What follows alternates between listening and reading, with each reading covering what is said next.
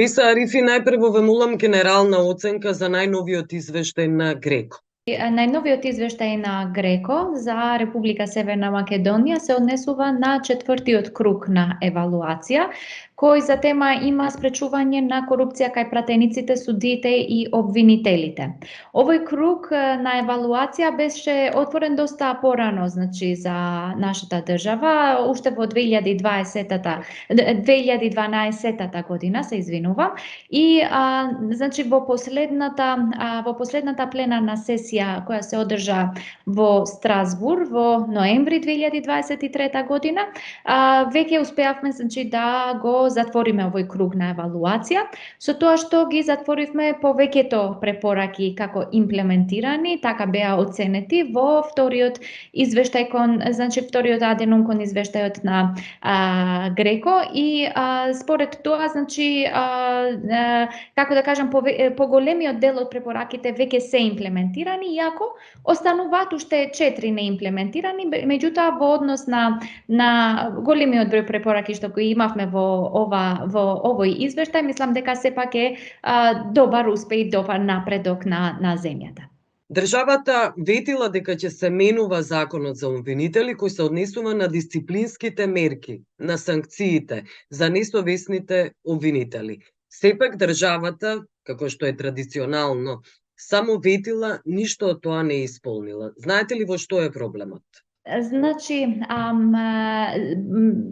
проблемот во оваа смисла е во тоа што законот имаше иницијатива за овој закон да се измени и да се значи да се стават препораките на Греко уште последниот пак кога се измени законот за јавно обвинителство. Тога значи во работната група имаше уште од тога значи пред неколку години имало значи иницијатива да се вметнат сите овие препораки на Греко кои што се однесуваат особено во системот на санкции за обвинителите. Греко бара да постои лепеза, значи поширока лепеза на систем на санкции за обвинителите и со што би се овозможело тие да значи да можат со интегритет да ја извршат својата работа и да постои да постојат повеќе можности за санкционирање кога се појавуваат различни, како да кажам, потреби за тоа. Меѓутоа, последниот пат кога се измени законот за јавно обвинителство, во тоа време, значи, главна работа за која што се измени законот беше регулирањето на статусот на специјалното јавно обвинителство. Се сеќавате во тоа време и тогаш, значи, таа работна група се концентрираше само на тоа прашање и за жал, значи ова препорака остана без да се како да кажам земе предвид и од тоа време значи веќе немаше некоја поголема измена на законот за јавно обвинителство. Сепак од јавното обвинителство на Република Северна Македонија значи ни посочија уште во времето кога го спремавме извештајот за овој круг на евалуација дека се работи значи на овие измени и дека кога ќе се отвори пак законот за јавно обвинителство за нови измени, тие ќе бидат вметнати. Секако дека после завршувањето на евалуацијата, тоа е, како да кажам,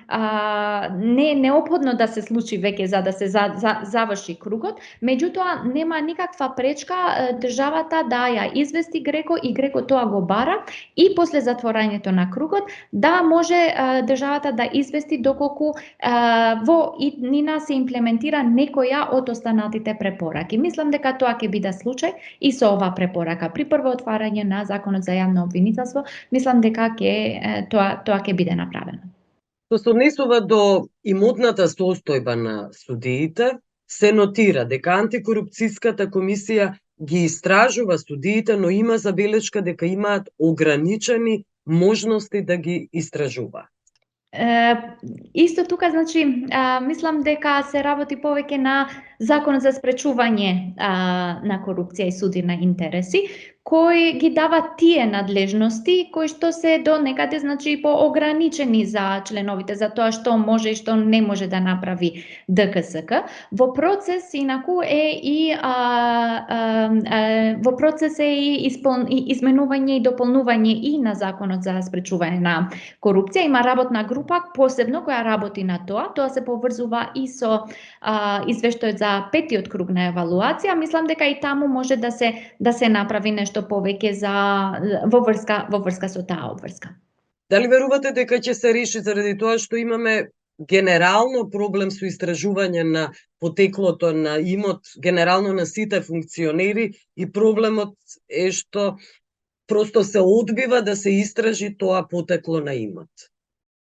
Па, мислам дека со закон за потекло на имот тоа ќе се реши. Мислам дека е во подготовка. Биса Рифи, постојат други закони кои овозможуваат да се истражи потеклото на имот. Не е забрането со другите закони.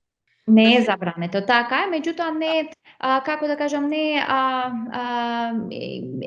е регулирано, меѓутоа можеби со посебен закон тоа попрецизно ќе се регулира. И знаете, кога се носи закон за една специфична работа, некако го истакнува таа работа, кој истакнува тој проблем што сакате да го решите во општеството, и мислам дека посебен закон таму навистина би можело да, како да кажам, да уште повеќе ја подигне свеста дека тоа треба да се направи. Мислам дека треба повеќе да се концентрираат институциите во една, значи не само во носењето на таков закон, туку после и во спроведувањето на истиот.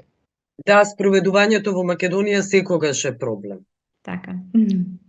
Околу судскиот совет препораката е стара, но не се исполнува стара, кога мислам со години е стара. Се однесува на министерот за правда, кој е член на судскиот совет и кој греко бара дека треба да биде тргнат од тој судски совет. Што е проблемот? Да, вака, значи, оваа препорака е единствената што ни останува неимплементирана во извештајот за четвртиот круг на евалуација. Од секогаш била, значи од самиот почеток таа препорака, и во сите наредни извештаи што сме ги доставиле, секогаш останала неимплементирана, за жал остана неимплементирана до крај. За да се имплементира оваа препорака, значи треба да се измени уставот, треба измена на уставот да настапи, бидејќи во уставот пишува дека министерот за правда е дел од, значи е член без право на глас во судскиот совет. Греко смета дека присуството на министерот за правда во судскиот совет представува, како да кажам, ризик за потенцијално влијание врз судскиот совет. Иако ние, сакам да објаснам дека во сите наши извештаи до сега сме објасниле дека министерот за правда повеќе години, значи не присуствува, дури не присуствува воопшто во седниците на судскиот совет и не добива ни материјали, ниту, значи, зема, како да кажам, улога во работењето на судскиот совет. Меѓутоа, сепак Греко смета дека самиот факт дека тој според уставот е член на, иако без глас, е член на судскиот совет, тоа представува ризик за влијание. Во седницата што се одржа во ноември во Страсбург беше, значи, повторно зборувавме и за ова препорака и ние посочивме дека е малце, како да кажам, потешко кога треба да се измени уставот во врска со една работа, бидејќи ви треба квалификувано мнозинство, двотретинско мнозинство и така натаму, и дека, значи, треба многу работи да се совпаднат за да тоа се случи. Меѓутоа, исто така, значи, од Греко кажаа дека ова препорака ја имаат повеќе земји и дека Греко смета дека и уставот би требало да се смени кога треба нешто да се направи во однос на тоа да добиваме институции со повисок интегритет и независни институции како судскиот совет. Со тоа дефинитивно, значи, сите се согласуваме. Сакам да потенцирам дека имаше и амандмани кои што беа подготвени за уставот за да се смени овој член од уставот и министерот дефинитивно да не биде веќе член на судскиот совет, меѓутоа истите не помина кога имаше таква иницијатива во минатото. Во поновото време, исто така, кога беше работната група за уставните измени, од Министерство за правда имаше исто така барање уставот да биде изменет во делот за министерот за правда да се повлече од судскиот совет како член. Меѓутоа во тоа време кога се зборуваше за конкретните уставни измени кои уште останува значи во процедура и не беа успоени, тогаш работната група сметаше дека таа има мандат само во врска со со францускиот предлог и со процесот на евроинтеграциите да дебатира во однос на пременување на преамбулата во однос на другите заедници што треба да се воведат во уставот и немаше мандат да воведе други измени, зашто би требало некоја поголема измена на уставот да настапи. Затоа мислам дека тука имало во два наврата, една со конкретни амандмани и втор пат исто така со волја искажана од самиот министер за правда, конкретно сегашниот министер, за да се измени овој член на уставот. Меѓутоа, како да кажам, менувањето на уставот се поврзува со повеќе фактори, со повеќе причини зошто тоа се прави и едноставно во овој временски период за кој што бевме евалуирани со овој извештај, како да кажам, не се поклопија коцките, измената на уставот да се осврне и на ова прашање. Иако иницијативи имало. Тоа треба да бидеме фери кон Министерството за правда, бидејќи во два наврати тоа беше барано, меѓутоа едно е барањето, друго е усвојувањето на измените на уставот како што тоа го знаеме. Препорачувате отворање на уставот, кога ќе биде отворен уставот за внесување, метнување на бугарите и останатите малцинства, да биде всушност отворен и за ова прашање, за тргање на министерот за правда од судскиот совет. Апсолутно. Јас сум мислам кога веќе отварате устав за едно прашање, мислам дека треба, особено кога се зборува за препораки на меѓународни тела како што е ГРЕКО и кога постои таква можност за измена на уставот, би било многу добро да се искористи таа можност и еднаш за секогаш да се затвори веќе таа препорака, единствената која што ни останува неимплементирана. Меѓутоа, како што реков, тоа зависи од работната група и од самите пратеници дали ќе одлучат да усвојат измени кои што се однесуваат и на други работи, освен на тоа што спомнавме во врска со воведување на заедниците во уставот. Беса Арифи, свесни сте каква е политичката клима и политичката култура во Македонија. Знаете дека единственото влијание, единствените притисоци не се само од страната, евентуално од министерот за правда. Огромното влијание притисоците доаѓаат од партиите, лидерите. Кога велам партиите, се разбира оние кои се на власт.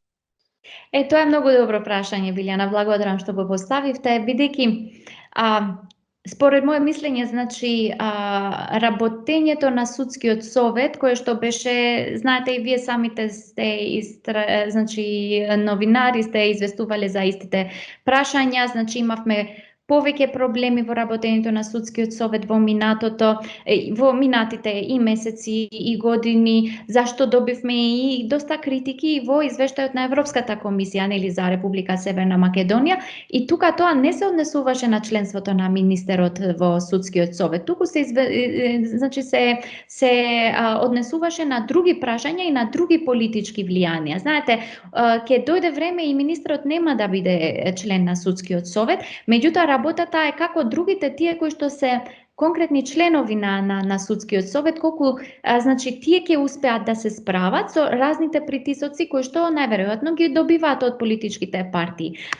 Работата не е само во менување на уставот во однос на членувањето на министерот таму или па и членувањето на председателот на Врховниот суд, бидејќи за тоа на пример има критики дека и председателот на Врховниот суд не треба да биде дел од судскиот совет, туку треба да бидат само тие кои што се избрани, кои што имаат право на глас. Овие другите, значи да не бидат воопшто во работењето на судскиот совет.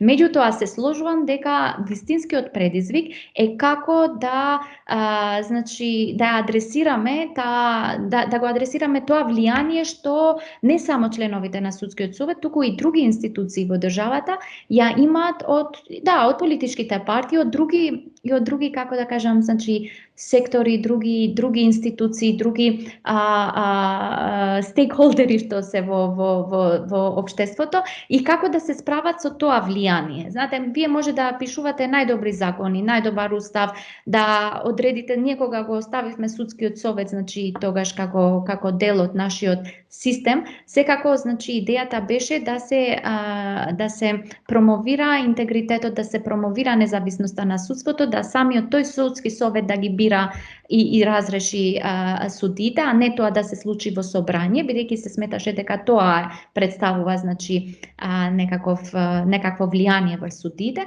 Меѓутоа гледаме дека не е само тоа, знаете, работата е како да се смени таа култура.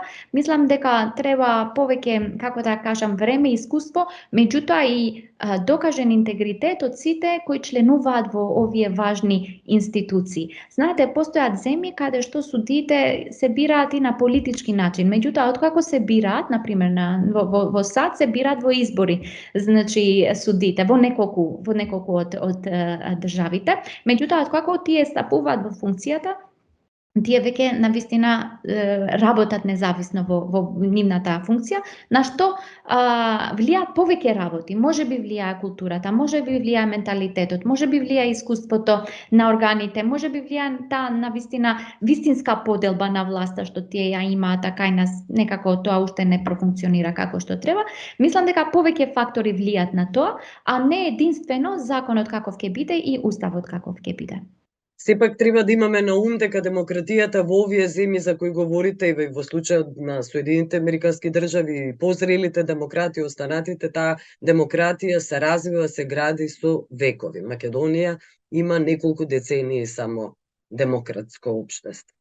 Треба тоа да имаме предвид, бидејќи ние, како да кажам, уште имаме 30 години што сме излегле во една транзиција од еден, како да кажам, еднопартиски, не многу демократски, значи недемократски режим, и после и во нашето време, значи имало и други режими, други недемократски начини на влијание, на владење, така што навистина треба време и искуство, меѓутоа пред се треба интегритет на луѓето што работат на овие одговорни позиции. Да. Биса Арифи, ви благодарам за овој разговор. Благодарам и на вас.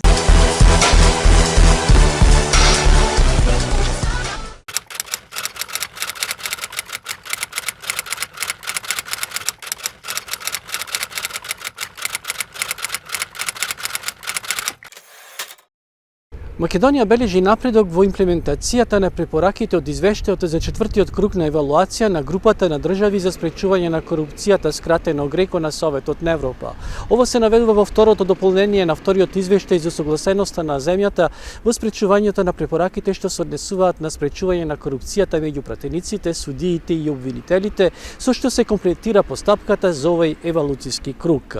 Во дополнението на извештајот се ценува дека 14 од 19 дадени препораки се имплементирани во задоволителна мера или по нив е постапено на задоволителен начин.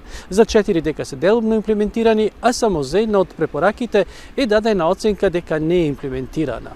ГРЕКО во извештајот посочува напредок во однос на рационализирањето на кодексот за етичко однесување на пратеници, како и на изработка на програма за обука на пратениците, за примена на кодексот и за идно подигање на свесноста на стандардите поврзани со етиката и интегритетот.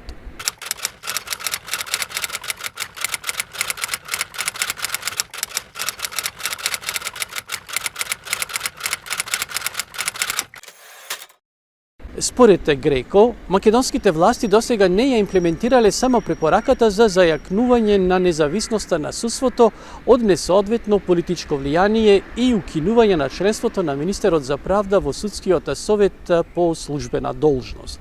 Греко повторува дека секогаш постои ризик од политичко влијание и при отсуство на формално право на глас, па дури и при отсуство на формално и лично присуство на министерот за правда на состаноците, поради што изразува жалење за континуираниот недостаток на напредок во поглед на имплементацијата на оваа препорака. Овој заклучок е донесен и покрај објаснувањето на македонските власти дека во периодот од 2019 до март 2023 министерот за правда не учествувал ниту една седница на судскиот совет. Деловникот за работа на судскиот совет предвидува дека на одредени членови на судскиот совет, односно на министерот за правда и председателот на Врховниот суд, не ми се доставуваат материјалите за работа за постапките во кои не учествуваат. Па според тоа, министерот за правда не добил никакви информации за предметите во кои што се разгледува одговорноста на одреден судија или преседател на суд или за изборот на одреден судија или преседател на суд, така како што објасниле властите, значи дека министерот не може да изврши влијание врз овие постапки. Освен тоа, практикување на неучество на министерот за правда на седниците на судскиот совет служи како еден вид заштита од можното политичко влијание на министерот за врз работата на ова тело. Овој модус вивенди ќе се практикува и понатаму, се до усвојувањето на амандман на уставот со кој ќе се предвидат одредби за исклучување на министерот за правда од составот на судскиот совет, образложиле властите. Во извештајот од Страсбург се наведува дека Греко е свесен дека оваа препорака бара уставен амандман и дека иако бил изготвен предлог во врска со ова прашање, тој не поминал успешно во собранието.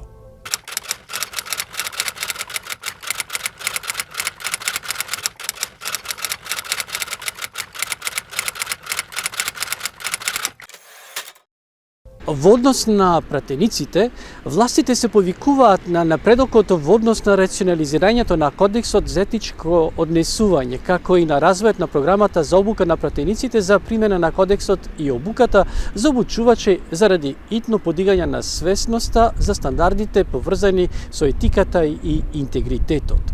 Групата Земи против корупцијата не е задоволна од површното испитување на имотната состојба на пратениците, судиите и обвинителите, пријавена во анкетните листови по пријава од свиркачи, самоиницијативно од антикорупцијската комисија или според нејзиниот годишен план за работа. Препорачува и да се воспостават соодветни правни, институционални и оперативни мерки кои ќе обезбедат продлабочено испитување на изјавите за интереси на анкетните листови поднесени од страна на членовите на собранието, судиите и обвинителите.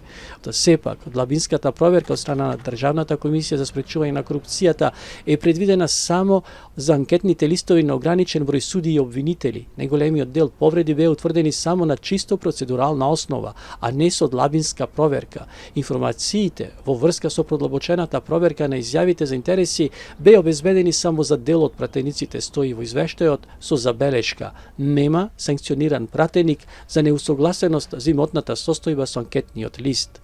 Властите на Греко и посочиле дека Државната комисија за спречување на корупцијата се обратила до Управата за финансиска полиција заради вршење финансиски проверки кои се во нејзина надлежност, финансиски трансакции, банкарски сметки и така натаму.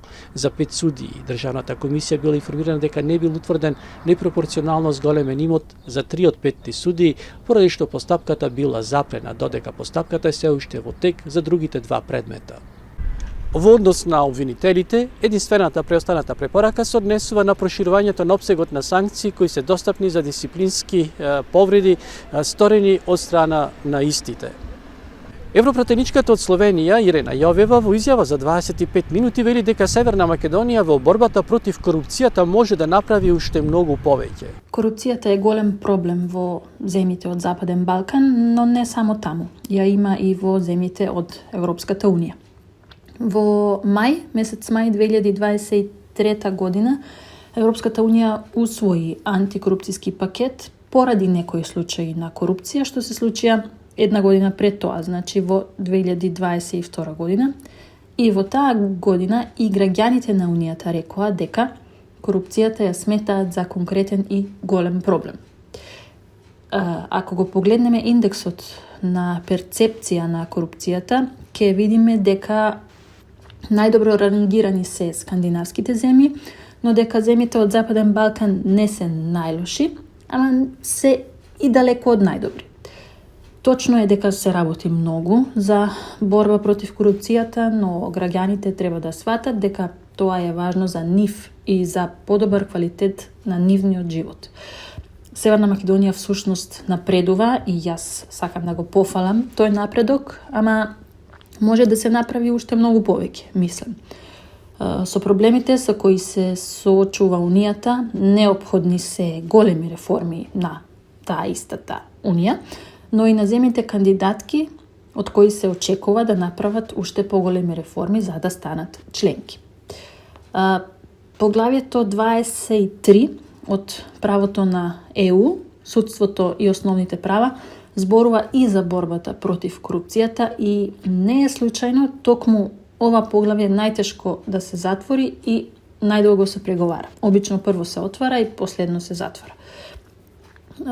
Поред извештајот на Греко, има напредок на Северна Македонија, на некои полиња повеќе, на други помалку, но важно е да има напредок. А важно е и тоа да ова не треба да биде крај на работата, ова треба да биде само почеток на добри реформи во борбата против корупцијата. Само затоа што се донесени веќе некои мерки, не значи дека е крај на работата и дека корупцијата исчезна за секогаш.